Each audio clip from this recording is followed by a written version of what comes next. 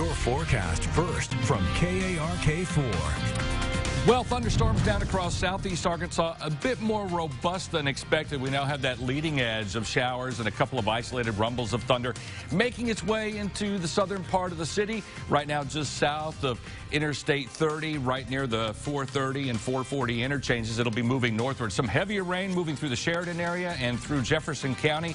Across South Arkansas, mainly light to moderate rain. Just a couple minutes, we'll get a little bit closer look at where the rain is and where it's headed. Plus, let you know if summer's ever going to end. Your forecast first for Little Rock. After scattered showers and thunderstorms early tonight, look for a partly cloudy day for your Tuesday. Another hot one's on the way. We're going to top it out in the mid-90s. KARK4 News at 10 starts right now. Now, from the station you count on for local news that matters, this is KARK4 News at 10. There's nothing I can say that is going to change the pain in their heart. Does that scare you? It does.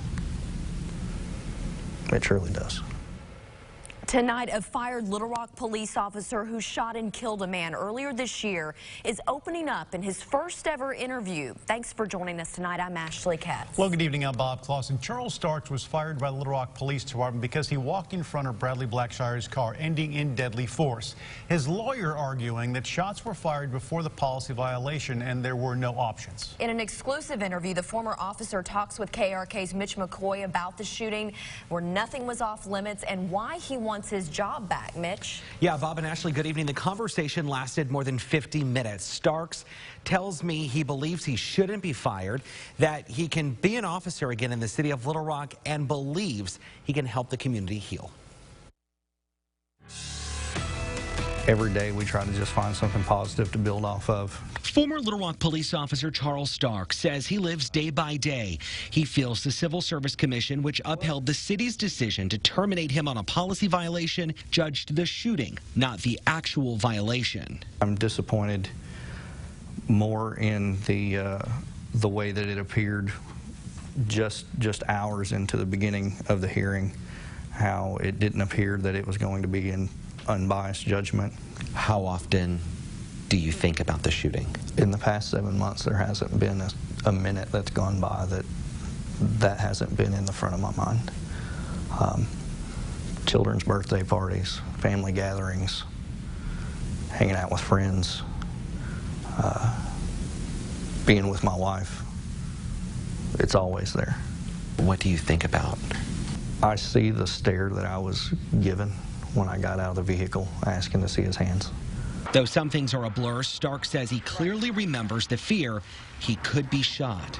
I was being hit by the car, and I was still concerned with a gun coming up from him. Stark's chain of command cleared him of the policy violation, but Police Chief Keith Humphrey did not, and terminated Starks for walking in front of Bradley Blackshire's car. Do you feel like you did anything wrong that day? No.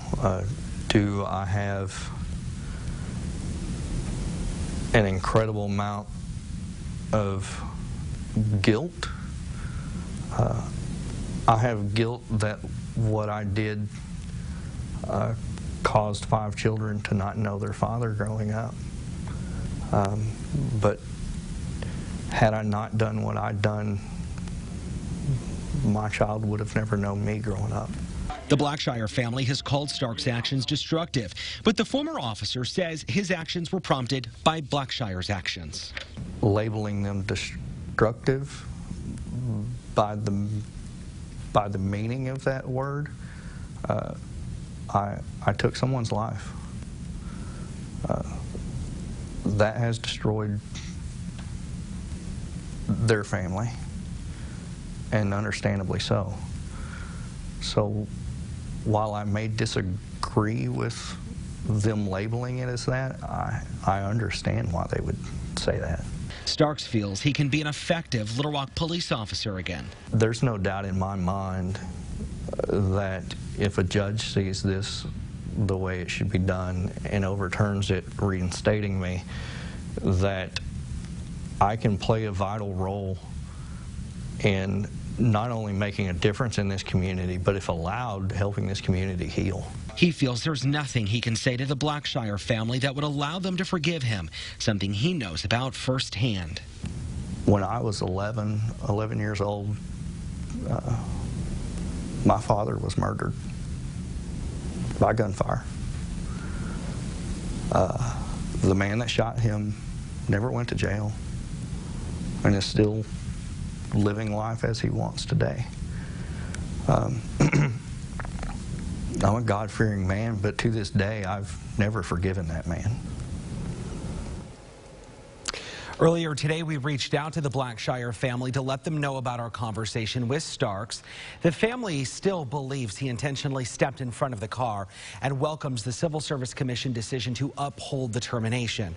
You can read the family's full statement, including the full interview, that full 50-minute interview on our website. That is KARK.com. Back to you.